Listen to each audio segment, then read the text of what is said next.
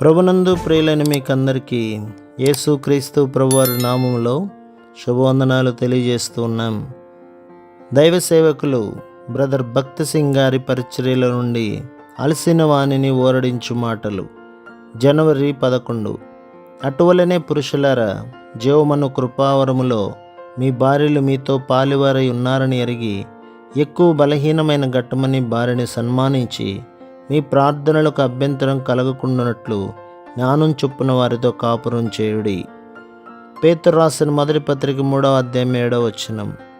ప్రాముఖ్యమైన దైవిక నియమం యొక్క మూడంతల ఐక్యతను అనుసరించుటకు ఎవరు ప్రయత్నించుదరో వారు సంతోషకరమైన ఫలవంతమైన వివాహ జీవితమును కలిగి ఉందరు. మొట్టమొదటిగా వారు ఆత్మీయ ఐక్యత కొరకు వాంఛించవలెను. అనగా వారు మోకాళ్లపై దేవుని వాక్యముతో తమ దినమును ఆరంభించి అదే రీతిగా మోకాళ్లపై దేవుని వాక్యంతో తమ దినమును ముగించవలెను. వారు ప్రతి ఒక్క విషయం కొరకు ఆయన చిత్తమును కనుగొనవలెను. కలిసి ప్రభువును ఆరాధించవలెను. మరియు సాధ్యమైనంత వరకు కలిసి దేవుని మందిరమునకు వెళ్ళవలెను. అనేక మంది భర్తలు, నేను ఉద్యోగంలో లేక వ్యాపారంలో చాలా పని కలిగి ఉన్నాను గనక నా భార్య ప్రార్థించిన చాలును అని చెప్పుదురు. అయితే కలిసి ప్రార్థించుట ఎంతో అవసరం. వారు ఆత్మ ఐక్యత కొరకు మానవ ఆకర్షణలు, లోక సంపద, విద్య లేక ఐశ్వర్యంపై వారి ప్రేమ ఆధారపడి ఉండకున్నట్లు వారు నిశ్చయపరుచుకొనవలెను. అయితే వారు ఏ స్వార్థపరమైన ఉద్దేశం లేకుండా ఒకరినొకరు ప్రేమించవలెను. వారు ఒకే తలంపులు, ఒకే స్నేహితులు, ఒకే మక్కువలు, ఒకే కోరికలు, ఒకే ఇష్టాలు మరియు ఒకే రహస్యములు కలిగి ఉండవలెను. మూడవదిగా వారి శరీర ఐక్యత ఎంతో పవిత్రంగా ఉండవలెను. వారు ఒకరి ఎడల ఒకరు గొప్ప గౌరవం, మర్యాద కలిగి ఉండవలెను. మరియు ఇరువురి అక్కర్లను అర్థం చేసుకొనుటకు ప్రత్యేకమైన జాగ్రత్త తీసుకొనవలెను. వారు ప్రార్థనాపూర్వకంగా వివాహ జీవితమును జీవించవలెను.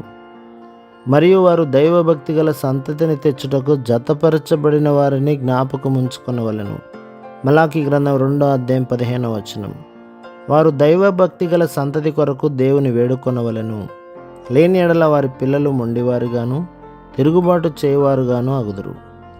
వారు తమ వ్యక్తిగత నిజ స్వభావమును అర్థం చేసుకొనుట ద్వారా ఎంతో సులభంగా శరీరమునకును ఆత్మకును గల భేదమును వివేచించగలరు. అపవాది మన విశ్వాసమును బలహీనపరచుటకు ప్రయత్నించును మరియు అనేక మోసకరమైన తంత్రముల ద్వారా మన నిజమైన ప్రేమను, సమాధానమును దొంగిలించును.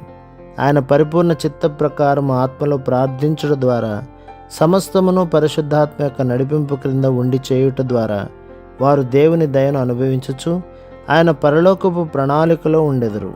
అప్పుడు వారి గృహము ఎంతో సంతోషకరమైనదిగాను, ధన్యకరమైనదిగాను, ఆనందగృహంగాను, ప్రేమాగృహంగాను, సేవాగృహంగాను, దైవ సాన్నిధ్య గృహంగాను, విశ్వాస గృహంగాను, సహవాస గృహంగాను, దేవుని నామం గణపరచబడు గృహంగాను ఉండును.